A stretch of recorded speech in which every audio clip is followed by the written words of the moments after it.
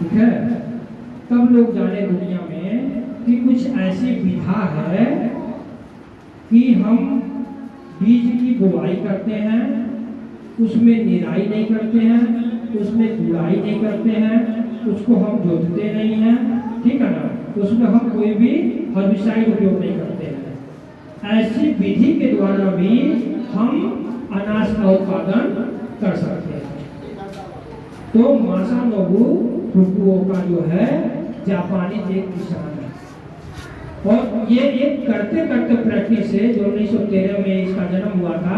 2008 तक इसने इस धरती पर रहे, और 1975 यानी 2008 में जब वो मरे, उसके पहले वो 23-24 साल को बता के दुनिया को गए ऐसे खेती करिए तो एक आपका जो फसल का उत्पादन होगा सबसे ज्यादा उसमें वैल्यूज और हाई न्यूट्रिएंट उसमें पदार्थ होगा। ठीक, तो ये विधा इन्होंने बताया था प्राकृतिक खेती में। अब प्राकृतिक खेती में जो उन्होंने बताया कि आप जैसे कह रही पहले जैविक उत्पादन डालना है, प्राकृतिक खेती मतलब कुछ भी नहीं डालना है। प्राकृतिक खेती और जैविक खेती दोनों अलग अलग चीजें हैं। प्राकृतिक खेती में बाहरी कोई भी चीज नहीं है, बाहरी कुछ भी जो आपको पदार्थ डालना है वो नहीं है। प्राकृतिक खेती में निराई गुड़ाई नहीं होती है, निराई नहीं है, ठीक है, इसमें जोताई नहीं है, ठीक है, इसमें खरपतवार नाशक कोई नहीं है, यानी कि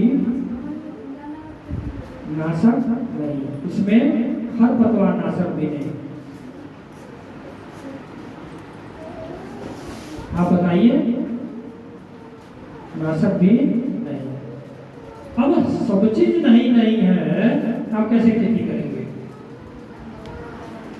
कैसे खेती करेंगे, सब कुछ नहीं नहीं है तो जैविक खेती हम लोग नहीं कर पा रहे हैं, और जो हम कार्बनिक खेती या जो ये केमिकल वाले खेती कर रहे हैं उसमें भी क्योंकि उत्पादन, क्योंकि कार्बन परसेंटेज घटता जा रहा है, हमारे खेत में माइक्रो ऑर्गेनिज्म कम होते जा रहे हैं, हमारे खेत में ह्यूमिक एसिड कम होता जा रहा है, समय से बरसात नहीं हो रही है, ठीक है ना, बहुत सारे कारण होते हैं किसी पौधे के विकास में।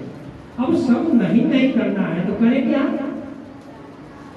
तो प्राकृतिक खेती में माना जाता है जो हम बीज एक बार बो देते हैं, ठीक, वो स्वतः उत्पादन होता था। क्यों? 98.5% सूर्य के रोशनी से, हवा पानी से भोजन को बनाने का।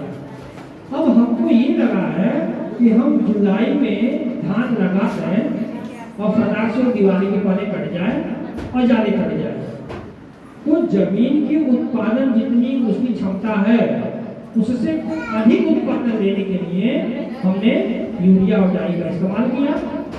उस इस्तेमाल से जितना उत्पादन हम लिए उसके बदले उससे ज्यादा कहीं करवा दिया।